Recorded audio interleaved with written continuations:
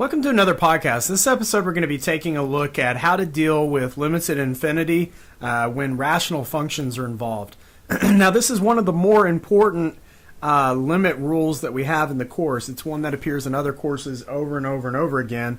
So I suggest that you pay really close attention to this. It's going to be a focal point of this first exam as well as a focal point for the entire semester. So I want to introduce this first by talking about the rule in general in two different ways, and I'm going to do a couple of examples. So the rule in general is, suppose that you have a rational function, which, remember, rational functions are of the form p of x divided by q of x, where both p and q are polynomials. So for example, suppose that the polynomial p is of the form am x to the m plus am minus 1, x to the m minus 1, all the way down to, let's say, a constant term of a 0. Then the denominator is of the form bn x to the n, and so you've got the values that go down and so on. And if you recall the name given to these things, the degree of p is the highest power in the polynomial p, and if you look at the numerator, the highest power of the numerator is m, and the degree of the denominator is the highest power of the polynomial in the denominator, which in this case is n. And what this theorem says is, if you look at the limit as x goes to infinity of the polynomial p of x over q of x, then there are three possible cases.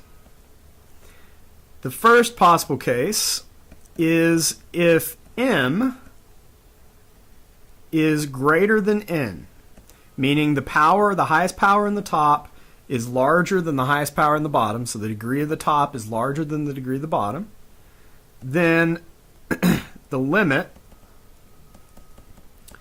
of p over q is equal to, well, if the power in the top is highest, then the numerator gets larger and the denominator faster, so the entire function is going toward infinity.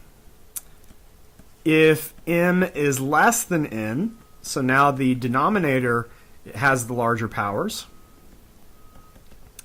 then the limit as x goes to infinity of p over q is going to be equal to 0. Because if the denominator of the fraction is getting larger faster, then the fraction as a whole is getting smaller.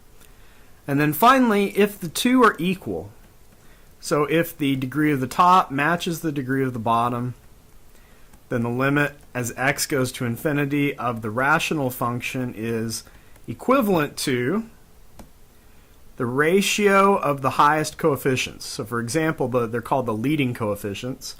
In this case, the leading coefficients are am divided by bn, and these are just numbers. So as an example, let's consider the limit as x goes to infinity of the rational function 2x squared plus x minus 1 over x squared minus 6x plus 5. And so you immediately see here that the degree of the top is 2. The degree of the denominator is also 2.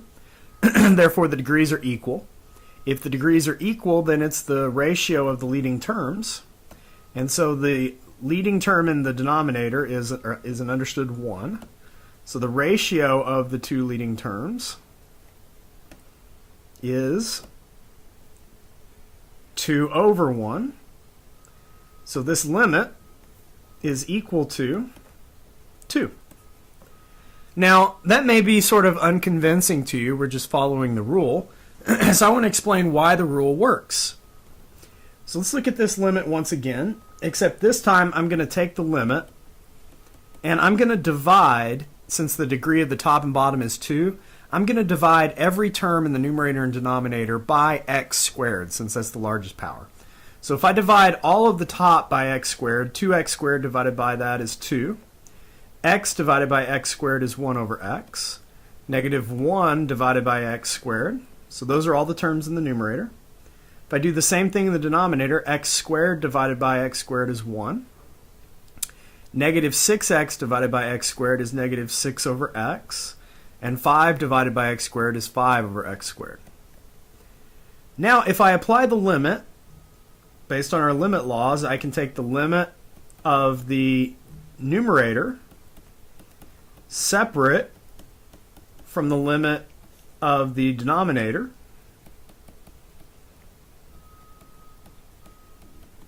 And I want you to recall one of the limit laws from the previous video, which states that if you look at the limit as x goes to infinity of 1 over x raised to a power, that limit is 0. So that comes in handy here because all of the terms have that property. This is 1 over x to a power, so this limit is 0. This limit is 0, 0, and 0. So evaluating all of those limits, you see that everything goes away except 2 and 1, leaving the answer 2 just as we obtained it above. So the reason why this works is because you can divide every single term by the highest power, and depending on how the highest powers are related, you end up with one of these three cases. Let's do another example. So suppose I'm asking you about the limit as x goes to infinity of x squared minus 9x plus 3 over x cubed plus 4x squared minus 5x plus 2. So this is a rational function, polynomial divided by polynomial. The degree of the numerator is 2. The degree of the denominator is 3, because it's the highest power in the bottom. Because the denominator has the higher power, because n is bigger, so n is bigger than m, then the limit is 0. And we're done. So last example. What if I asked you about the limit as x goes to infinity of, let's do 5x squared plus 5 divided by 2x minus 3. Well, then we would have the degree of the numerator is 2. The degree of the denominator is 1. So because the top has higher degree, then the top is growing faster, and therefore it goes to infinity. So each of these represents the three possible cases that you can see. Case 1 is when the degrees are the same. Case 2 is when the degree of the denominator is bigger. And case 3 is when the numerator has the bigger degree. So those are the three cases that you can run into when looking at the limit as x goes to infinity of a rational function. So it's well worth memorizing this result, if for no other reason than it shows up over and over and over again throughout this course and in subsequent courses. All right, thank you for watching.